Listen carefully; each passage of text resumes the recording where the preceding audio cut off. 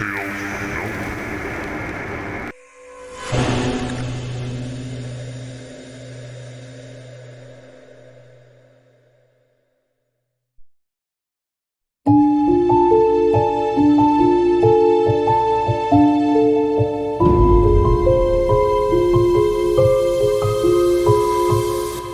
I'll never forget that night.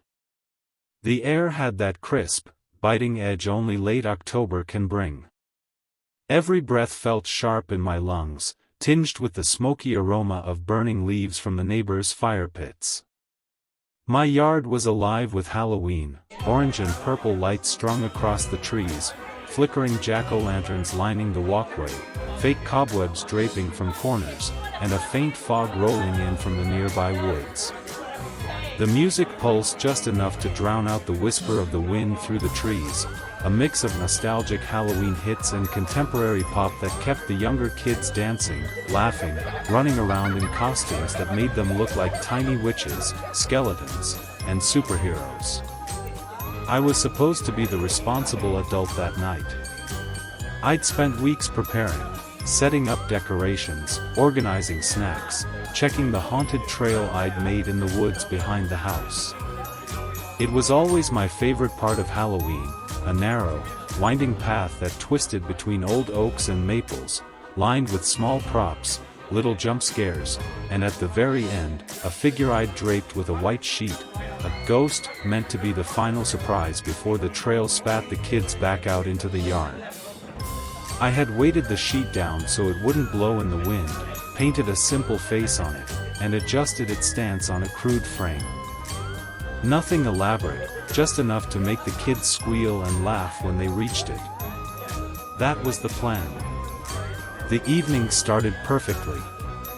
Children and teens running around the yard, daring each other to snatch candy from the bowls I'd placed near the fire pit. My best friend had arranged caramel apples, pumpkin cookies, and bowls of popcorn, and the scent of them mingled with the smoke and the earthy smell of fallen leaves.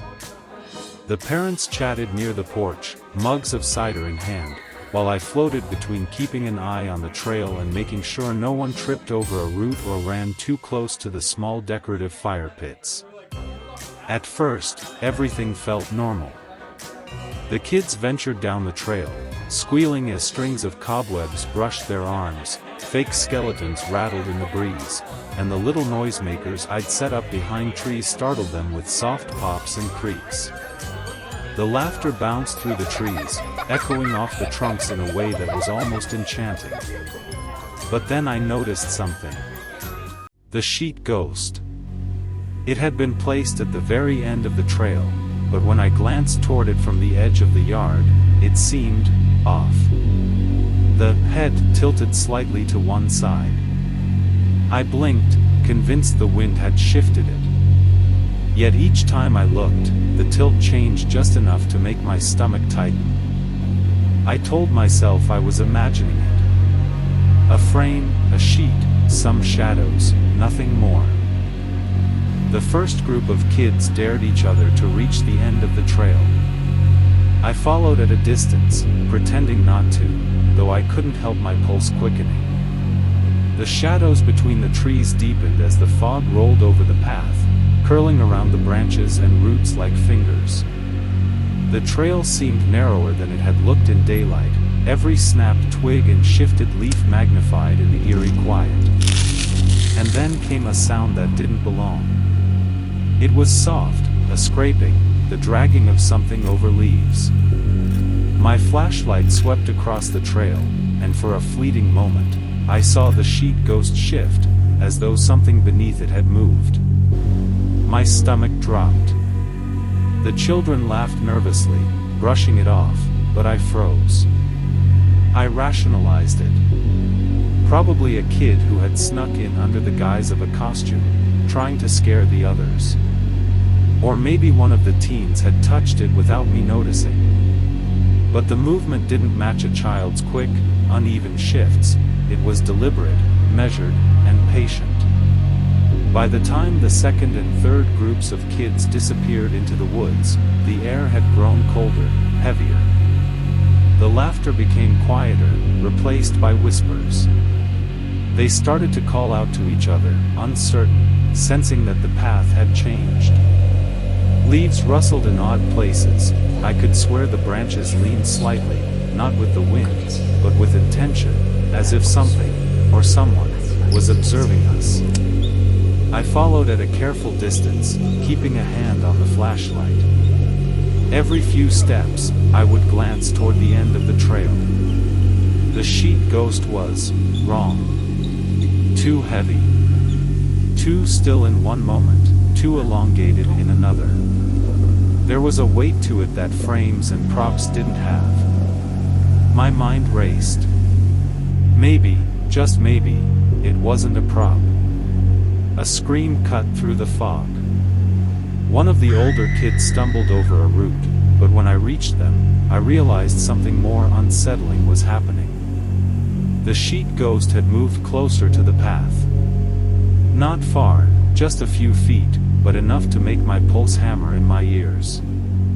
The fabric clung in an unnatural way, bulging at odd places, hinting at a form beneath it that was impossible to mistake for a frame or a pile of straw. I called out, my voice tense.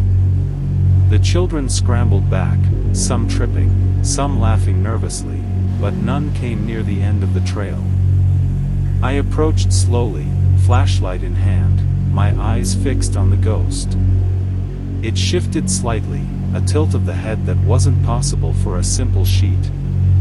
My throat went dry. The figure didn't chase us.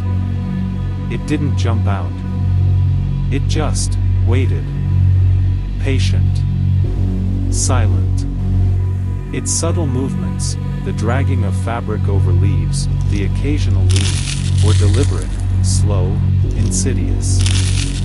Not frightening in an obvious, cinematic way.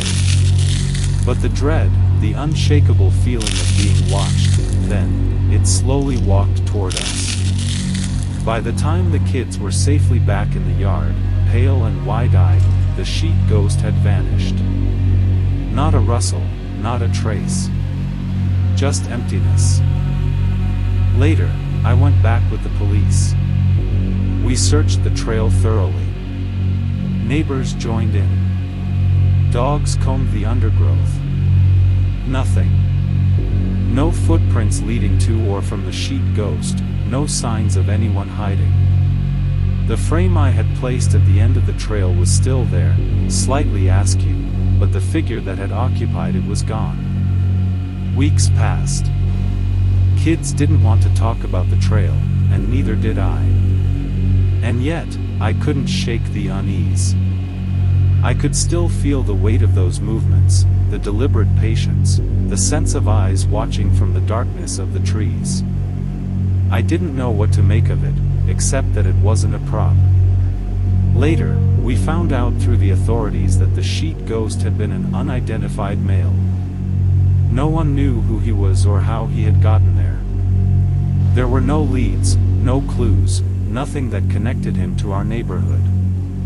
But the kids who had been on the trail that night all described him, a tall figure under a sheet, moving subtly, insidiously, never running, never lunging, never making a sound, just present, watching, waiting.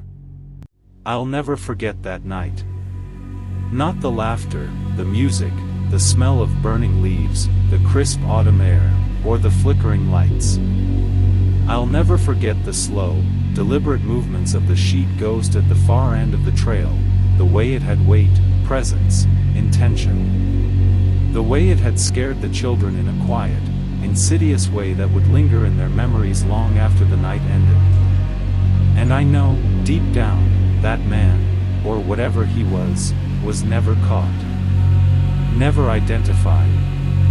He could be out there still, waiting in some forgotten trail, patient and silent, the embodiment of subtle terror. The thought keeps me awake sometimes, makes me check the woods at the edge of my yard, makes my pulse quicken when the wind rustles through the leaves. Halloween will never feel the same again. The magic, the laughter, the costumes, they're all tinged with the memory of that night, the slow, insidious fear of a presence that is entirely human, and yet entirely unknowable. I'll never forget that night.